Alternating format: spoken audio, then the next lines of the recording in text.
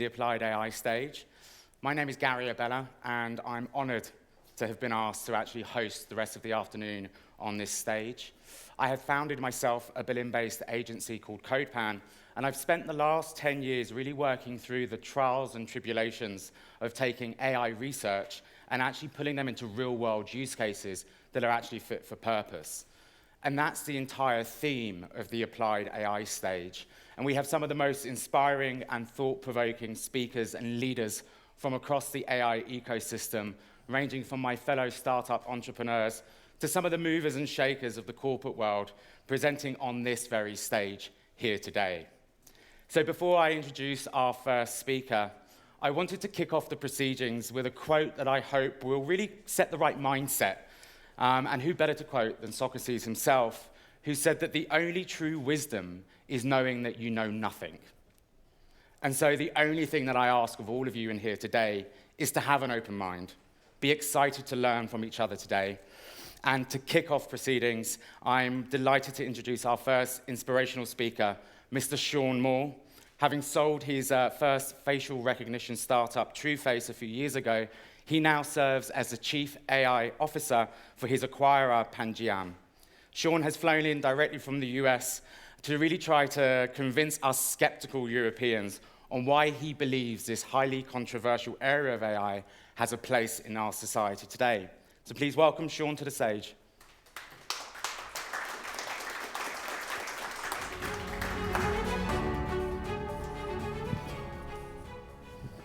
Good morning. Thank you all for being here. So quick agenda for the day, an introduction to me and my background, the landscape around facial recognition, how bias can insert itself into AI, specifically facial recognition, the ethical implications of that, and then we'll tie it up with a conclusion. So as mentioned, I'm Shaun Moore. I spent about 10 years building TrueFace, which is a leading global facial recognition company. One of the most important things to us at the company was these two words, humanity first. We're starting to see pushback around AI right now. Elon Musk came out and said we need to halt all AI.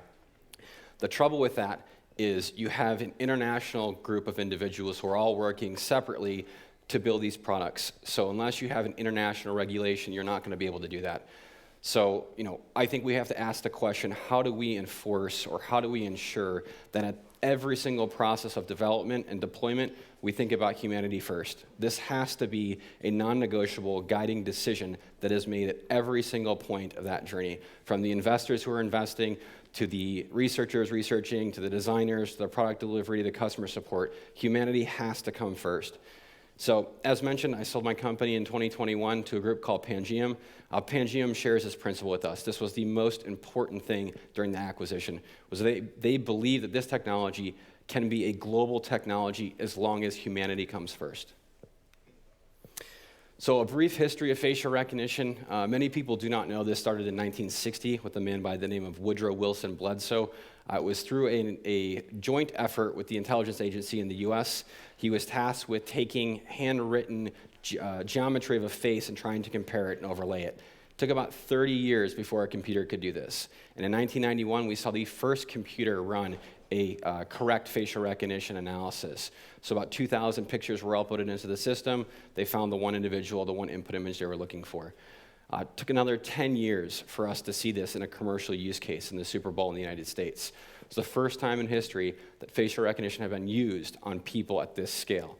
So 60, 70,000 people that were going through, effectively, CCTV cameras, scanning their face to figure out if they had warrants or if there was a reason that they shouldn't be there or be investigated further.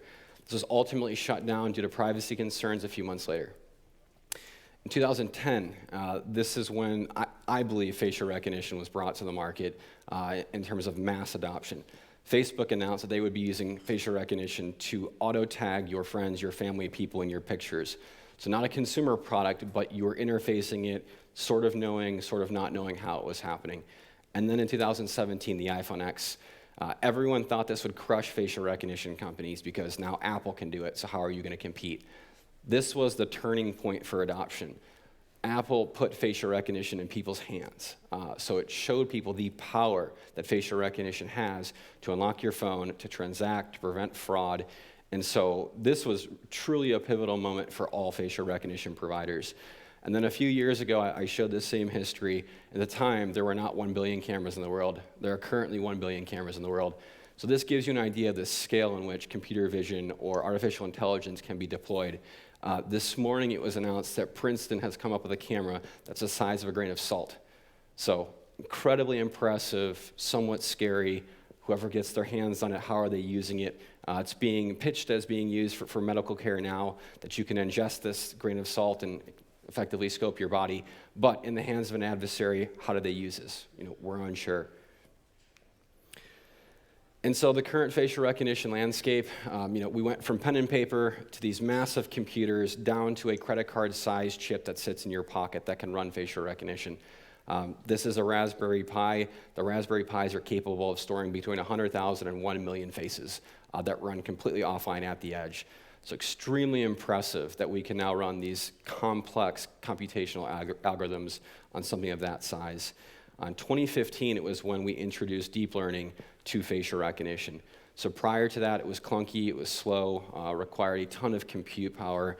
With the introduction of machine learning and deep learning, really, we could take these massive 50, 60, 70 million person data sets, scan through them, pattern match, and understand who was who in a very, very short period of time.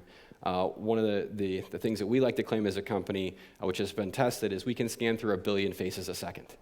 So the population of the Earth in under 10 seconds to find a person. This is what the power of deep learning has done to facial recognition. So you've got improved accuracy, you've got precision and recall and speed, and now we have ways to test this. So we have ways for third-party evaluators to evaluate our claims, to evaluate the accuracy. NIST in the US, the National Institute of Standards and Technology, is probably the biggest one. They test over 350 companies' algorithms. So you can see how you stack up. The test ranges from a 1 to a 12 million identification, a 1 to a 1.2 million identification. And so you're seeing the different different verticals in which this is being tested. Visa border, passports, and so just different applications.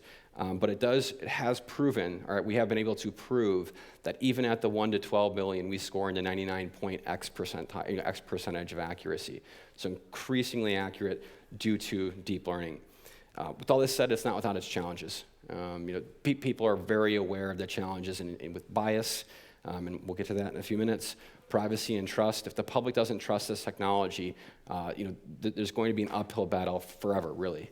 And then data protection, as you all are probably more acutely familiar than we are in the US.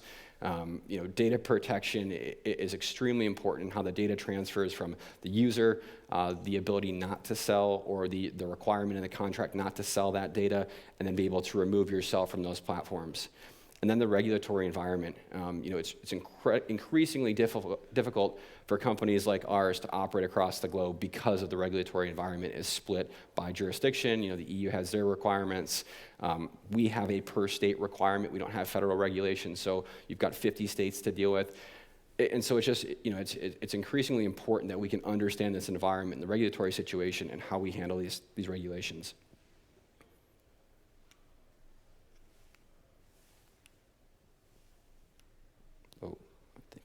Too many. So this is just an example or an overview of how facial recognition actually works. You take the input image, you look at the face detection and the landmark detection. So you're detecting where the nose is, where the eyes are, where the cheeks are, basically the structure of the face. You normalize it, you extract those features, and it creates a facial recognition template. So a numerical representation of your face. So we're never actually transacting images or video frames. We are transacting this numerical representation of your face. You've got 1 to n on top, meaning a one-to-many search, where you're looking at the similarity score to previously generated templates in that database. And then on bottom, the 1-to-1 match, where you're taking, is this picture a match with this person or this picture? And then what is the confidence score of that? So as mentioned, we're never transacting images. We don't store the images. We're only storing effectively 2 kilobytes of data on people, which is the representation of their face through about 500 to 600 numerical values. So there's 4 different ways you can introduce bias in this process: data collection, the algorithmic design itself, feature selection, and the deployment and the use case. So I know it's a lot of words, and I apologize, but I think it's important for people to be able to read this. Sampling bias is when you're taking a data set used to train AI that is not representative of the real-world application or population. So if I'm training a database for CCTV recognition and I use it in access control, it's not going to work as well. So if you're trying to specify the use case in which you're training for, you're going to introduce bias. Labeling bias. All these images for facial recognition have to be labeled by someone. Right now, it's not been automated, and it's an extremely redundant and boring task. And so you're adding the human element into it. Do humans have prejudice or stereotypes that are influencing how they're labeling these faces? Now you've added labeling bias. The algorithmic design bias. So without knowing it, you can have inherent biases in the way in which you are processing sensitive features of the face, which could be the gender, it could be this certain area of the eyes, and then overfitting, which is the inability for us to generalize well if you have overfitted training data, meaning if you have taken training data that is consolidated around a specific gender, ethnicity, or group, you're going to have overfitting and it will perform well on that group but no one else. Feature selection, so irrelevant or redundant features. It's features that are not relevant to the problem, such as gender. So that should not be relevant to whether or not I know is Shaun Shaun. But we will find out later that it actually is, and we cannot explain that yet. The omitted variable bias, so kind of as it sounds, you're excluding important features that are relevant and can be correlated to other features. So you're providing less of a map of the face to actually understand. And then deployment and use case. This is how you work with your customers. So if the context is different than the one trained for or designed for as the sampling bias, you're going to have issues with deployment. The customer will not be satisfied. Recognition rates will be low. False positives will be high. And then feedback loops. If you don't investigate your own algorithms and continue to look at why they are performing the way they are, and you keep adding more data, you keep adding more faces to it, you're just going to create this perpetual cycle of bias. And so why does this bias exist? It's a great question that we're trying to solve right now, and we think we have somewhat of the solution nailed down. Commercially available data, it's cheaper, so it's easier to come by, but it is typically always concentrated around one group, one ethnic group, one gender, and so you're by way of using this data creating bias if you're not augmenting the commercially available data. The country-based data. So each country has specific data sets that they can license, and if you are not getting a global population, or representation of a global population in your training data, you're going to introduce country-based bias. Data collection costs. So Google famously paid people $5 per identity in Times Square to start training their facial recognition models. You have to train on tens of millions of faces. So you add that up very, very quickly. Not many startups, not many companies can afford that type of cost. The data cost has since gone down, but it is still very expensive. You have flawed data. So you've got data that comes in blurry, side of face, and you're essentially infecting your algorithms with bad data to misperform or to have bias in it. Talked a little bit about unrepresentative or incomplete data. If you're not representing the global population and you've got a deployment at an airport, you're going to have a really bad time having to deal with the questions around why it's not working for people of specific countries coming through. Overrepresentation, the opportunities for false match. And then on the deployment, your quality angle and lighting. This is something that the industry has always speculated, that if the quality of the camera capture solution is not great, the algorithm will not perform that well. It's just been proven at the last Department of Homeland Security technology rally that the camera actually plays a significant role in whether the algorithm will produce the right result. So everyone's been blaming the algorithms for not being up to speed or being as accurate as it could be. But now we've been able to associate that the camera also plays a role in that decision. And then I'm not going to bore you all with all of these, but it is important to run through a few. And the reason that these are on the screen is because these are the things that we have to go through and look at when developing this technology and ensure that they are not present in our solutions. Historical bias, so a lack of diversity used in facial recognition algorithms. Prior to 2015, these algorithms that were being developed were based on very old data that was very specific to the country or to the region or the use case. And so if you're perpetuating that, you've got this historical bias now in your algorithm. And if you don't completely start over or at least try and augment that data set, this is going to be a very large issue for you. Representation bias, if you've got one race that your data is made up of, it will perform very poorly across everyone else. Self-explanatory. Measurement bias. Here's where some of the camera issues come in. So the conditions in which a photo are taken are not standardized. This will lead to inaccuracies. So if you're not standardizing the way you're collecting data and then the way you're capturing data in the real world, you're going to have a mismatch on performance. Evaluation bias. Talked about it earlier. Evaluation data is not representative of the target population. Aggregation bias. You're aggregating data from multiple sources with no normalization. So if you're taking cell phone footage, if you're taking CCTV footage, if you're taking access control footage, throwing it all in there and not understanding how it's impacting your algorithm, you're going to have different performance across those deployments. Population bias, it's not intended for the global population. You're going to be very good with a specific population, the time period, and then the algorithmic bias, which I think is the most important one here, but it is the way that the algorithm is being designed to prioritize certain features. Again, this is not always explainable. So we don't always know why the algorithm is prioritizing certain features, but we can run tests to understand, is it, and if so, what is the consequence of that? So here's an example of algorithmic bias. So it's a deep learning model that's taking the top images as the input image and then matching them to the bottom. And you'll see here the focus that we were able to uncover was that it was focusing in on a feature of color here. And so you're looking at the albino wallaby in the second picture, and below it the cat. And so this correctly predicted that the cat was the same as the wallaby. And so when you have this bias in there, you're going to get outcomes like this, and you can imagine the implications of this. So that leads us to, how do we as an organization, or how do we as an industry start to quantify bias in algorithms? And there's really only one resource out there right now, and it's called Fairface. It's an independent party, has about 70,000 faces in their collection, each categorized in, I think, the 7 major ethnicities. And so this is a data set in which we can run our algorithm through, and it compares every face template against one another to generate that similarity score as mentioned earlier. And so it will tell us, how accurate we are across the different ranges of ethnicity. And this is just an example of year-over-year progress that we've made as a company internally. And so you'll see on the horizontal axis, 0.3, which is in the middle of that graph, is an operating threshold that we would work with a client at. You'll see from version 4 to version 5, it's almost at parity. And so we were able to use this exam, if you will, evaluation, as a way to understand where were we underperforming, where do we need more data, and then go out there, collect that data, and then retrain and resubmit the algorithm. And so, again, just a way for us as an industry to understand how you actually quantify this issue of bias and ethnicity. So this is one of the most interesting papers that has come out in the recent years. It was the Department of Homeland Security, their technical paper series to quantify to the extent in which race and gender features determine identity. So as mentioned earlier, are the algorithms prioritizing features? Are they prioritizing race or gender? And if so, what is the impact? What is the outcome?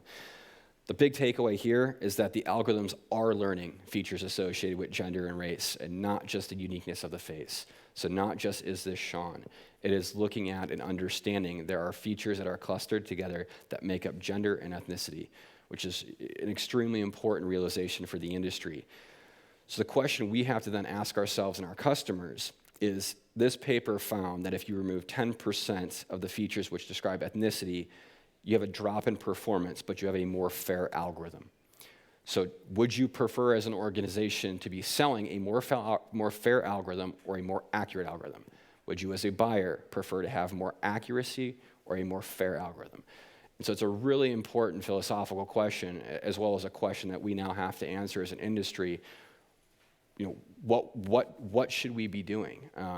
And again, I show you this to state that these are very, very difficult decisions that require committees at companies to go through the pros and the cons, and to go through how the market adopts this technology. And so it's really, really important for us to understand where we sit and what can be done, and what communication we have to have with the client, what communication we have to have with the public, and how this plays a role into the development of facial recognition technology. So one of the big initiatives that I'm really proud of that I spearheaded this past year was the opening of a lab in Dallas, Texas at Southern Methodist University. It's called the Intelligent Systems and Bias Examination Lab.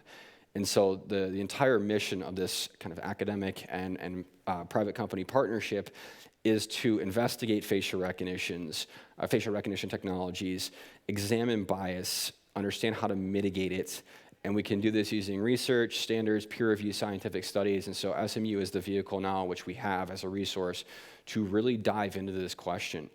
The most important outcome is explainability. If we can explain why this is happening, why the algorithm is prioritizing features, why it's not performing as well in certain individuals, then we can mitigate the problem. Right now, we're mitigating the problem based on assumptions. And so, we're showing that we are gaining traction with that problem and with those assumptions, but it would be much more clear to the public and to us if we know exactly what is causing this.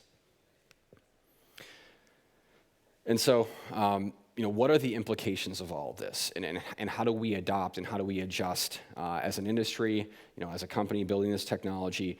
I think the most important thing, and it's again being discussed today, is with innovative technology, you're building very quickly, and you're not thinking about all the regulation around you. You're thinking about how can I deploy a product to market that we're happy with, that we're comfortable with. In our case, that is putting humanity first.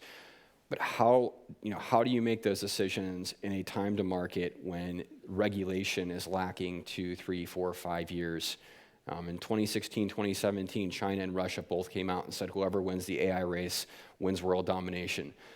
That is something that has kind of provoked, I would say, other nations to really focus on artificial intelligence and to understand what can be done, and then how do we put guardrails to ensure humanity is put first. It's a very, very difficult question to ask, very, very difficult question to answer. But as an organization operating globally, how do you ensure that you are meeting regulation as they come out? The AI paper out of the EU is very different than what we're seeing in the US for regulation state by state. So it's ensuring that you're building these solutions to spec for the most strict of these regulations or these AI papers, so that you can just you can be able to deploy your technology in those countries without fear of repercussions, without fear of breaking the law. So one of the things that we've explored with the U.S. government and are continuing to explore, where we're hearing more about, is dedicated federal data sets. So if the federal governments are allowed to put together these data sets that then are given access to specific vendors, can we reach that parity across all ethnicities that we're looking for? Now, the data has to be, it has to be provided in the right way, potentially in a sandbox environment where there's no ownership, and that's all stuff that we have to work through. But it's an interesting thought to have if that is a possibility, because you then bring the algorithm designers to the table when you democratize the data piece. Data has always been what has led the path here. If you remove that as the hurdle, then you have to look to the design of the algorithm itself. Data augmentation and synthetic data. We've been hearing about synthetic data for training now for quite a few years. In my personal experience, it's not there yet. And we're unsure why. We think it has to do with the way in which the faces are generated to be symmetrical. Many human faces are not symmetrical, and so when you do have that symmetry, you're reducing the accuracy of the synthetic data. So I'm hopeful that we can eventually use that, but as of today, we cannot. And then defining bias and then measuring it. No one has really put forth a genuinely accepted definition of bias in artificial intelligence. Everyone kind of operates on their own internal definition with their ethics committees, principles, such as when Microsoft puts them out. And so a global definition or even a federal definition of bias and then how you can measure it, I think, is a really important step forward. Bias Lab certifications, that's what I hope SMU can do with Isabel, is be able to certify that these algorithms that are being used for boarding airplanes, that are being used to access sporting events, have no bias, or they are near or at parity across the global population. And then this gets into deployment, is how do you deploy this technology? So if you're running it in your cloud, you inevitably have access to that information, and that creates a security concern or a privacy and data transparency concern. If you are having your customer self-host these solutions, then you're running it in their infrastructure. They own the data, they operate the data, and ultimately they have this say in what happens to that data. So it's really important to understand the dynamic between the two and provide that, that level of transparency back to the customer. What's happening to this data? Why do you have my face to begin with? Why are you using it? Why do you need it? And then what happens once I transact, once I access the building, once I fly, whatever the use case is. And then customer compliance, extremely, extremely important for our industry, that we work directly with the customers to understand their use case, to review their policies, to ensure that they pass the ethical guidelines of our company, but that they also have ethical procedures in place. And then the evaluations pre-deployment and post-deployment. And so once it's actually being used, if it's in a self-hosted environment, it's very difficult to know how that technology is actually being used. It's one thing for them to tell you how it's being used, but it's another thing if you don't have any oversight or visibility into it. So it's really important that facial recognition vendors are developing these relationships with customers to understand their use case, to help them design for it, to help them to optimize for it with camera placement, with how they enroll individuals. And so, this kind of brings the presentation together here, but as I mentioned, humanity first has got to be a non-negotiable for the design, development, deployment of this technology. And now I hope that you all have awareness on the decisions that companies like ours have to make to deploy this technology. So the biases that exist, the different points in which they can be introduced to the process, and how I think we should go about mitigating them. So really appreciate you all being here this morning. Thank you for having me to Berlin. I hope to see you next year. Thank you. Thank you very much, Shaun. Right on time. Perfect. So I really appreciate you, as a vendor, actually taking the effort to talk about the biases and actually talk about the hard things that we need to consider. So kudos to you. Thank you. And thank you for your time. Shaun will be around for the rest of the day. So if you have any questions, please feel free to grab him. Great. Thank you again, Thank you. Shaun. Right. So we're going to jump